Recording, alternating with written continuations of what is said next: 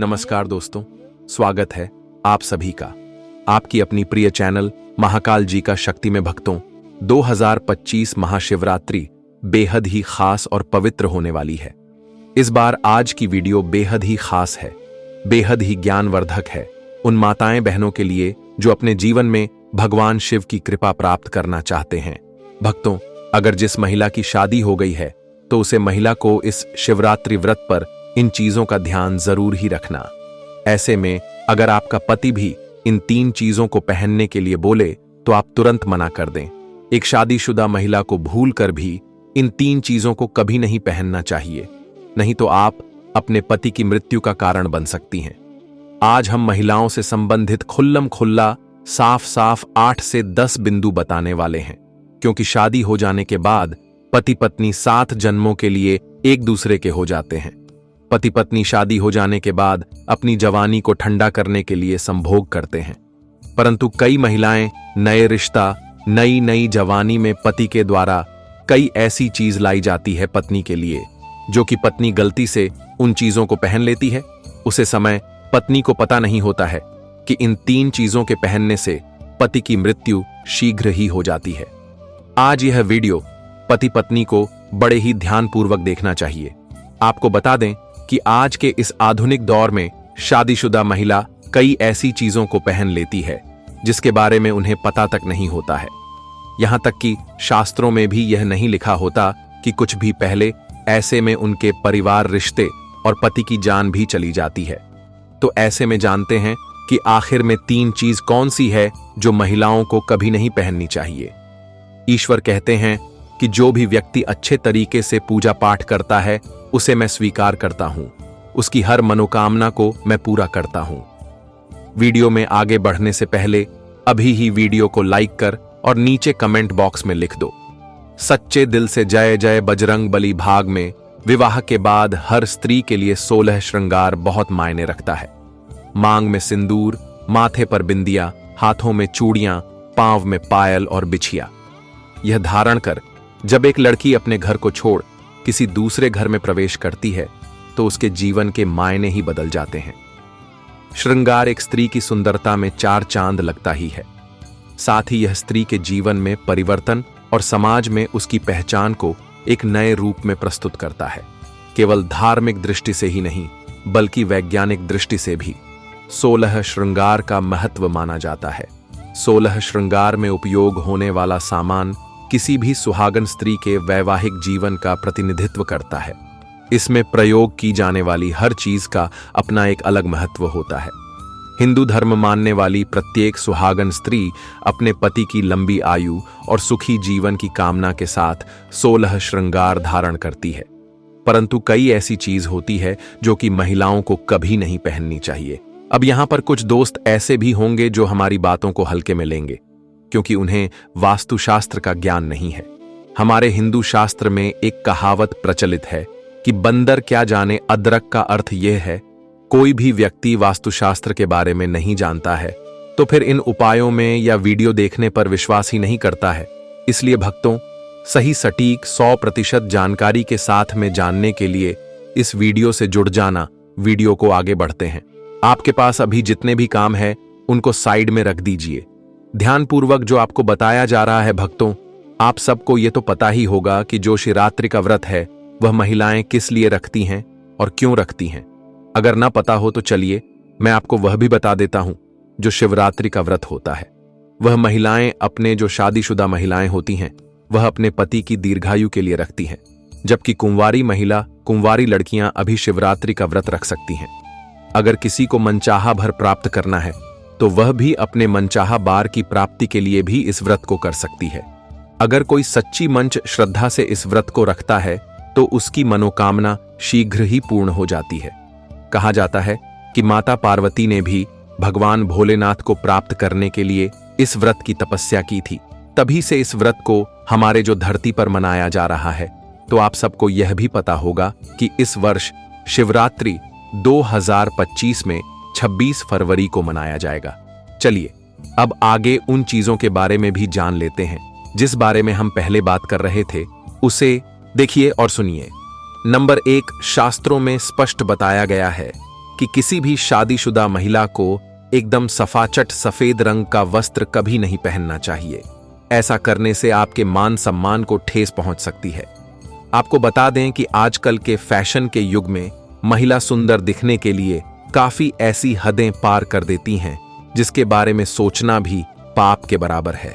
वास्तुशास्त्र के अनुसार सफेद रंग की साड़ी या सूट कभी नहीं का कारण यह है कि सफेद रंग की साड़ी को पहनने से पतिव्रता धर्म बिल्कुल खत्म हो जाता है और उनके रिश्ते में नकारात्मक ऊर्जा का आगमन हो जाता है, क्योंकि यह लिबास विधवा होने का है। ऐसे में आप अपने पति की मृत्यु का कारण बन सकती हैं, इसीलिए हो जाएं सावधान। वहीं अगर आप सफेद रंग का वस्त्र पहनना चाहती हैं, और भक्तों ऐसा भी कहा जाता है कि जो सफेद कलर का वास्तु होता है वह विधवा ही पहनती है, इसलिए सफेद रंग को विधवा का प्रतीक भी माना जाता है। इसलिए सुहागन महिला को जितना हो सके सफेद रंग से दूर रहना चाहिए। तो ऐसा पहने जिसमें कुछ और रंग भी जरूर हो, लेकिन एकदम सफेद रंग का कपड़ा कभी ना पहने। नंबर 2, इस आधुनिक दौड़ में महिलाएं सुंदर दिखने के लिए पैरों में सोने की पायल और बिछिया पहन लेती हैं, जो कि शादीशुदा महिलाओं के लिए पूरी तरह से अशुभ माना जाए। पैरों में सोने से बनी हुई चीजों को पहनने से कुबेर महाराज का अपमान होता है, और जिसके कारण आपके परिवार से रिश्ते टूट सकते हैं और कई सारी परेशानियों का आगमन भी हो सकता है। इसीलिए सोने को पर में कभी ना पहने। पैरों में सोना पहनने से पाप लगता है, इसीलिए हो जाएं सावधान। सोना पहनने से पाप लगता है, इसीलिए हो जाएं सावधान। नंबर 3, और मंगल सूत्र का महत्व। धर्म के अनुसार शादी अधूरी मानी जाती है। आपको बता दें, यह तो सभी लोग जानते हैं कि हिंदू महिलाओं के लिए सिंदूर सुहाग की निशानी होती है। इसे वे अपने पति की खुशी से जोड़ती है। ऐसे में अगर जो महिला विवाहित होकर भी सिंदूर ना लगे तो दुनिया का सबसे बड़ा पाप माना गया है, और आपके इस पवित्र रिश्ते को और व्यक्ति मनुष्य का नाम दे सकते हैं। इसीलिए मांग में सिंदूर होना आवश्यक है। वही मंगल सूत्र का भी बड़ा महत्व है। मंगल सूत्र में सोना या पीतल भले ही ना लगा हो, लेकिन पीले धागे में काले मोती जरूर होने चाहिए। ऐसा माना जाता है कि मंगल सूत्र का पीला हिस्सा माता पार्वती और कल हिस्सा भगवान शिव माना गया है। शास्त्रों के अनुसार शादी होने के बावजूद भी जो महिलाएं मंगल सूत्र ना पहनती हैं तो सबसे बड़ा पाप है। ऐसे में आपके रिश्ते पर कलंक लग सकता है। इसीलिए एक शादीशुदा महिला को मंगल सूत्र अवश्य पहनना चाहिए। अगर आपके पास मंगल सूत्र नहीं है तो कम से कम गले में काला धागा तो पहन सकते हैं। दोस्तों, क्या आप जानते हैं कि अगर सिंदूर में एक ऐसी चीज रख दी जाए जो आपके लिए और आपके परिवार के लिए बेहद शुभ हो? क्या आप ऐसी चीज के बारे में जानते हैं? अगर नहीं तो तक जरूर देखिएगा, क्योंकि अब हम बताने वाले हैं कि ऐसी कौन सी चीज है जो सिंदूर की डिब्बी में रखनी चाहिए और जो वह कई कार्यों में बहुत शुभ है। धार्मिक मान्यता के अनुसार सिंदूर लगाने के कई नियम होते हैं जिनका पालन करना अनिवार्य होता है। लगाने के संदर्भ में जो भी नियम बनाए गए हैं, सभी सुहागिन महिलाओं को इन नियमों का विधिपूर्वक ना चाहिए। उनके जीवन में परेशानियां उत्पन्न होने लगती हैं जो महिलाएं सिंदूर के नियमों का पालन नहीं करती। ऐसी महिलाओं के पति को धन तथा स्वास्थ्य संबंधी समस्याओं का सामना करना है। तो आइए जानते हैं सिंदूर लगाने के वह कौन से नियम है जिनका पालन हर महिलाओं को करना चाहिए। नंबर 1, सिंदूर का गिरना बहुत ही अपशगुन माना जाता है, इसीलिए हमें हमेशा बच्चों से दूर रखना चाहिए। अगर आप किसी ऐसी जगह पर रखेंगे तो बच्चे से हाथ लगाएंगे और यह गिर सकता है। नंबर 2, मांग के लिए आप हमेशा ही सुख सिंदूर का ही इस्तेमाल करें। आजकल मार्केट में ट्रेन के लिए कई तरह के लिक्विड सिंदूर भी उपलब्ध है, लेकिन वह लगते अच्छे नहीं होते। कई महिलाओं को लगता है कि सिंदूर लगाते समय उनके माथे पर गिर जाता है, तो माथे से सिंदूर का गिरना बहुत शुभ होता है। मतलब है कि आपका पति आपसे बहुत प्यार करता है। नंबर 3, हमने ना लगे। जब आप सिंदूर को किसी के सामने लगते हैं तो आपके पति को नजर लग सकती है और आपका प्यार काम से इकट्ठा करके नली या इधर उधर ना भेजें। सिंदूर को इकट्ठा करके माथे से लगाकर किसी पेड़ के नीचे रखते हैं। नंबर 5, अगर आप सुख सिंदूर सही तरीके से नहीं लगता है तो आप अपनी उंगलियां माचिस की तीली को थोड़ा सा जिला करके सिंदूर में मिक्स करके माथे पर लगा लें। इससे सिंदूर नहीं फैले और नहीं आपके चेहरे पर गिरेगी। नंबर, शादीशुदा महिलाओं को सदैव सिंदूर अपने पैसे से खरीद कर ही लगाना चाहिए।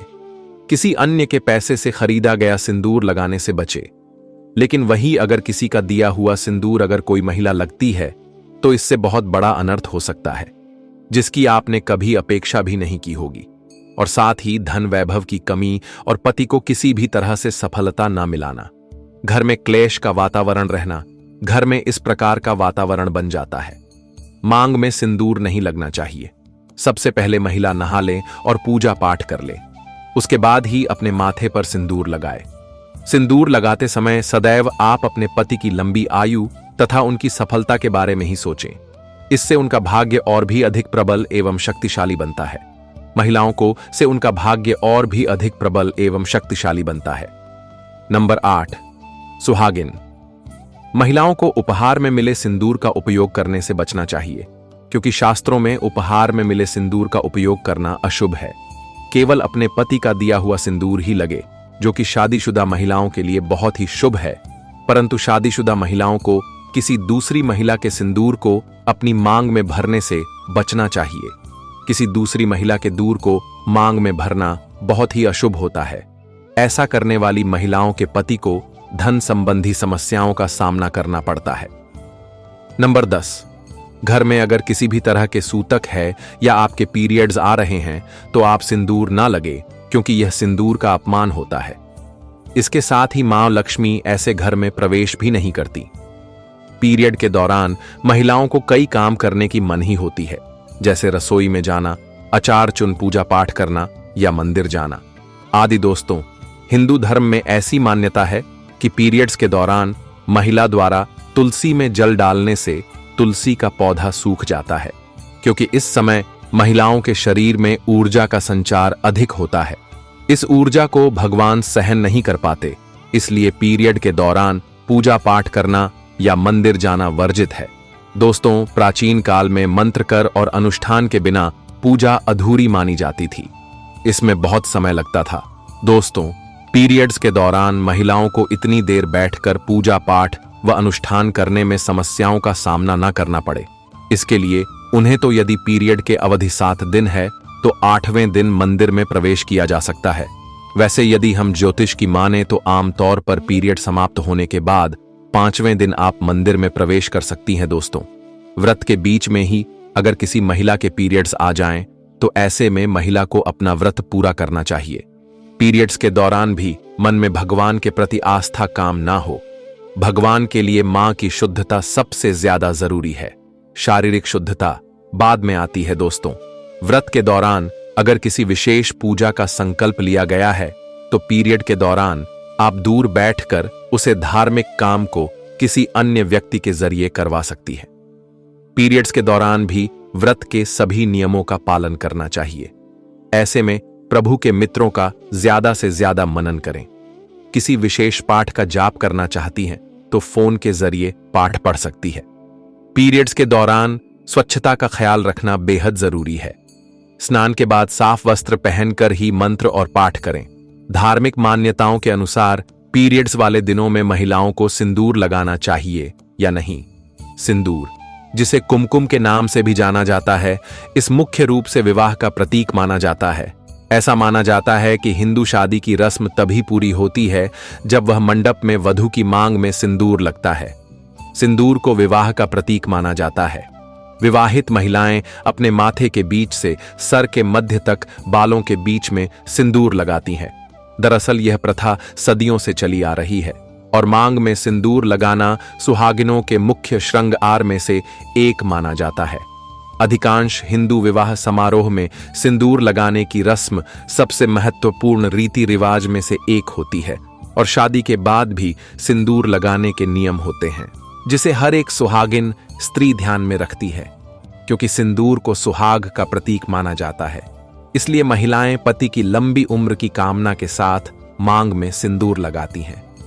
भक्तों, शास्त्रों में तो सिंदूर लगाना बेहद ही शुभ माना गया है, लेकिन पीरियड्स के दौरान जो विवाहित महिलाएं होती हैं उन्हें अशुद्ध माना जाता है, इसलिए उनको पीरियड्स में सिंदूर नहीं लगना चाहिए। माताएं और बहाने, मैं आपसे एक निवेदन करना चाहता हूं। आप हो सके जितना इस महाशिवरात्रि व्रत के दौरान इन कार्यों से बचना चाहिए। भूलकर भी ऐसी कोई भी कार्य ना करें जिससे महादेव आपसे क्रोधित हो। महाशिवरात्रि का व्रत पूरे वर्ष भर में एक बार ही आता है। और हाँ भक्तों, एक बात और क्लियर कर दूं, मैं यहाँ पर जो भी माताएं और बहनें हैं, जैसे कि जो शादीशुदा औरतें होती हैं, उनको एक काम जरूर करना है। जब भी आप पूजा पाठ करें, कोई भी छोटा मोटा पूजा पाठ हो, और यहाँ पर तो हम शिवरात्रि की बात कर रहे हैं, जैसे कि शिवरात्रि का व्रत है, तो उसे दिन आपके पूरे 16 सिंगर पहनकर ही आपको पूजा करना है। खासकर एक कर तो जरूरी करना है, जैसे कि आपकी शादी का जो सिंदूर है, आपको उसे सिंदूर को जरूर ही लगाना है। यह काफी ज्यादा शुभ माना जाता है।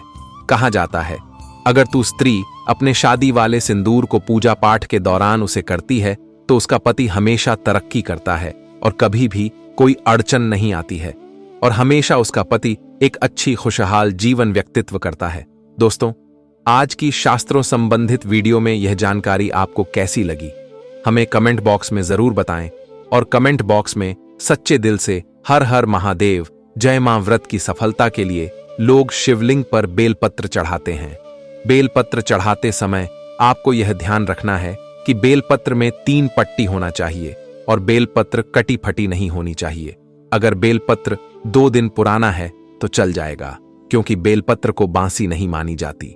बेलपत्र को स्वच्छ जल से धोकर हाथ शिवलिंग पर अर्पित करने से शिवजी की पूजा संपूर्ण हो जाते हैं। पुराणों और तंत्र शास्त्रों के अनुसार यदि कोई व्यक्ति महाशिवरात्रि के दिन विधिपूर्वक पूजा करने के बाद शिवलिंग पर अर्पित बिल्व पत्र बेलपत्र को श्रद्धापूर्वक उठाकर अपने पास रखता है या उसका उपयोग विशेष अनुष्ठानों में करता है, तो उसे विशेष लाभ प्राप्त हो सकते हैं। बिल्व पत्र को शिवलिंग से उठाने के लाभ की प्राप्ति होती है। महाशिवरात्रि के दिन शिवलिंग से बेलपत्र उठा लाने से आपको विभिन्न प्रकार के लाभ होते हैं, जैसे कि धन और समृद्धि में वृद्धि। महाशिवरात्रि पर शिवलिंग पर चढ़ाया गया बिल्व पत्र अत्यंत पवित्र और ऊर्जा से युक्त माना जाता है। इसे तिजोरी या व्यापार स्थल पर रखने से धन की वृद्धि होती है। आप क्या करें कि उसे बेलपत्र को ले और अपने पूजा स्थान पर रखते हैं। उसे अगले दिन एक लाल कलर के कपड़े में रखकर अपने तिजोरी में रख दें, जहां पर आप अपना ध्यान रखते हैं। इस उपाय को करने से आपका धन खत्म नहीं होगा और उसमें बढ़ोतरी होगी। माता लक्ष्मी आपसे प्रसन्न हो जाएंगे और आपके घर में हमेशा के लिए बात करेंगी। नौकरी और व्यापार में सफलता मिलती है। स्वास्थ्य में सुधार। शिवलिंग से उठाया गया बिल्व पत्र यदि नियमित रूप से जल में डालकर पिया जाए तो शरीर से नकारात्मक ऊर्जा दूर होती है। यह मानसिक शांति प्रदान करता है और अवसाद डिप्रेशन कम करता है। आयुर्वेद में भी बिल्व पत्र का उपयोग अनेक औषधीय गुणों के लिए किया जाता है। शिवलिंग पर जो बेलपत्र शिवरात्रि के दिन चढ़ाया जाता है वह अमृत के सामान्य तुल्य होता है। अगर आप उसे बेलपत्र को अपने घर ले आते हो और उसका उपयोग आप किसी भी बीमारी में कर सकते हो, किसी भी बड़ी से बड़ी बीमारी क्यों ना हो, कुछ ही दिन में हमेशा के लिए खत्म हो जाएगी। पारिवारिक सुख और शांति। इसे घर में पूजा स्थान पर रखने से घर में सुख शांति। कुछ विशेष बातों का ध्यान रखा जाता, जैसे कि बिना पूजा किए या बिना अनुमति के शिवलिंग से कुछ भी उठाना अशुभ माना जाता है। कभी भी जल, दूध, भस्म या फूल शिवलिंग से ना उठाएं, क्योंकि यह शिव को अर्पित हो चुका होता है। बिल्व पत्र को घर लाने के बाद उसका सम्मान करें और गलत स्थान पर ना रखें। इसे नियमित रूप से बदलें और पुराने बिल्व पत्र को बहते जल में प्रवाहित कर दें। महाशिवरात्रि पर शिवलिंग से बिल्व पत्र को श्रद्धा और नियमों के अनुसार उठाकर लाने से कई शुभ फलों की प्राप्ति होती है। यह धन, स्वास्थ्य, परिवार, कार्य, सिद्धि, तंत्र मंत्र निवारण और मानसिक शांति के लिए अत्यंत लाभकारी माना जाता है। हालांकि इसे पूरी आस्था और सही विधि से उठाना आवश्यक है, अन्यथा इसका प्रभाव नकारात्मक भी हो सकता है। यदि आप महाशिवरात्रि के दिन यह उपाय करते हैं तो निश्चित रूप से आपको मनोवांछित फल प्राप्त होगा। एयूएम नमः शिवाय। चलिए, वक्त तो अब हम आपको शिवरात्रि के व्रत में क्या आप खा सकते हैं और क्या नहीं, उसे संबंधित जानकारी भी जान लेते हैं। तो शिवरात्रि के व्रत में हमें कौन सी चीजों का सेवन करना वर्जित है और कौन सी चीजों का सेवन करना वर्जित नहीं है, अब उसे पर भी थोड़ा सा चर्चा हम कर लेते हैं। तो सबसे पहले जानेंगे हम कि शिवरात्रि व्रत में हमें क्या खाना चाहिए जिससे हमारा व्रत बना रहे और उसमें कोई प्रॉब्लम ना हो और ना ही वह खंडित हो। शिवरात्रि के व्रत में फलाहार किया जा सकता है। इस व्रत में अन्न का सेवन कम करना चाहिए। वहीं कुछ खास तरह के व्रत भोजन किए जा सकते हैं। शिवरात्रि के व्रत में क्या खाया जा सकता है? सेब, केला, संतरा, अनार जैसे फल खाए जा सकते हैं। साबूदाने की खिचड़ी, लड्डू, हलवा खाए जा सकते हैं। कुत्तूम, पराठा खाए जा सकते हैं। नारियल पानी और समा चावल की खीर भी खाई जा सकती है। ड्राई फ्रूट्स जैसे काजू, किशमिश, बादाम, मखाना खाए जा सकते हैं। ठंडाई पी जा सकती है। धनिया, जीरा और सौंफ जैसे धान्य भी खाए जा सकते हैं। और भक्तों, एक और महत्वपूर्ण चीज, जैसे आप शिवरात्रि के व्रत में खिचड़ी, जो साबूदाने की खिचड़ी है, उसको खाना सबसे ज्यादा शुभ माना जाता है। कहा जाता है कि अगर आप शिवरात्रि की के दिन अगर साबूदाने की खिचड़ी बनाते हैं और उसका दान पूर्ण करते हैं तो इसको हिंदू शास्त्र में काफी ज्यादा शुभ माना जाता है।